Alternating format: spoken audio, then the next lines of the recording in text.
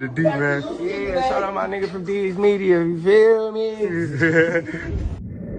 Yo, it's your boy D's Media back again with another video. Like, comment, subscribe to the channel on the road to 100K. Today we're going to talk about, man, that boy Herbo, man, finally, man, then spoke on Nolimit, Kyro exposing him, and he went off on him. Let's jump straight into it. I feel like if you don't have that in you, it'll just never be in you. You know what I'm saying? Because any person that's like, if you got a backbone and you're like, quote unquote, real solid individual, you automatically give people grace because you don't know what somebody got going on. You got to put yourself in their shoes. And I feel like if you haven't done the things that I've done, you really shouldn't even be able to speak on me anyways. You know what I'm saying? Like, I done so much for everybody, like literally not even having nothing to do with being in the streets at all. You feel what I'm saying? Like, actually taking care of individuals, taking care of people's families, you know what I'm saying? And even speaking on that situation, like, I done extended my arm to them so many times, you feel what I'm saying? Like, way more. Like, ain't nobody never did nothing for me, bro. Like, even when I was broke, like, ain't nobody never paid for a studio session, paid for a video, went out their way to come help me be who I am today.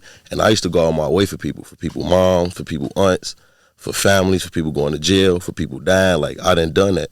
And even like speaking on him, like, you know, we don't got to say his name, but I'll look at the camera. He know, like, I did stuff for his family.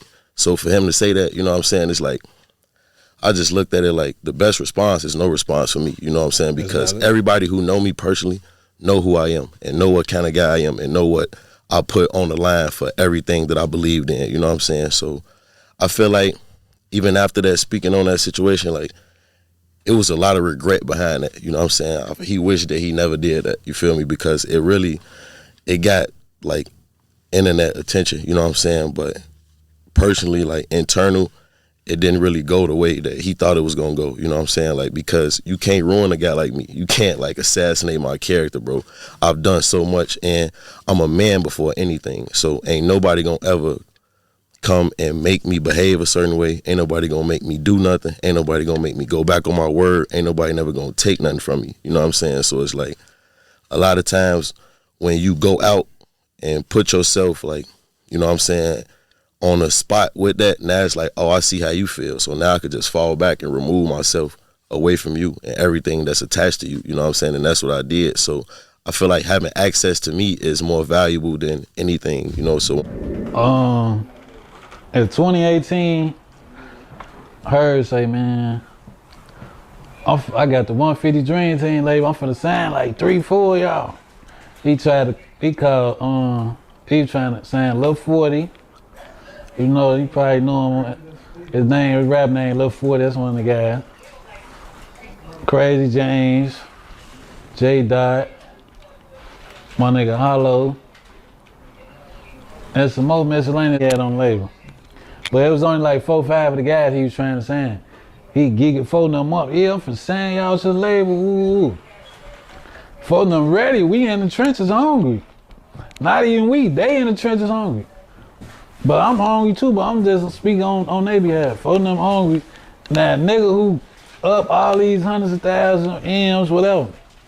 You tell a nigga like that $0 or, you know, a couple thousand to their name. You banking we finna get signed, bro, for the do. Folks reneged on the guys. Never signed them.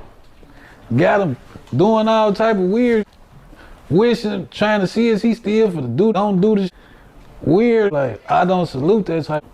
Like, he made them niggas like real life. Like, somebody was trying to sign Lil 40, another lady was trying to sign Lil 40. He called her like, you know, like, what up, folks? Somebody trying to sign me. Hey, man, don't sign on me. Still ain't came and get a shorty. You know, like, he never came, for he sold for them a dream. I don't know what he did if he gonna have them stick with him. Like, I don't know if he called himself playing chess, like doing rap or just trying to have one of them who he thinks some muscle. I don't know what niggas be doing. I just can only assume. I know that's hockey though. The one thing that Herbo gotta realize is that when you screaming Drench Gang, you screaming Nolimit, you screaming 150, you screaming 78 in essence, you screaming all of that, and you on songs talk about work that other people done did in the streets, and the stuff that you rapping about is the stuff that they got to answer to in the street, they can have a say-so, or they could feel a certain type of way, you know, about you not helping out or you not doing this and that, you know. And the one thing that I agree with G Herbo, but I understand where Kyro and them coming from, is that if it wasn't for G Herbo, you wouldn't know who a Nolimit was. You wouldn't know who a 150 was. Well, you could say Bibby too, but I feel like G Herbo then did so much stuff for those guys that ain't been talked about. You know what I'm saying? Imagine how many lawyers this man done paid for. Imagine how many flights he done paid for, food, traveling expenses. Like you know how many people he done took care of. You talking about Herb been rapping since he been 16, man.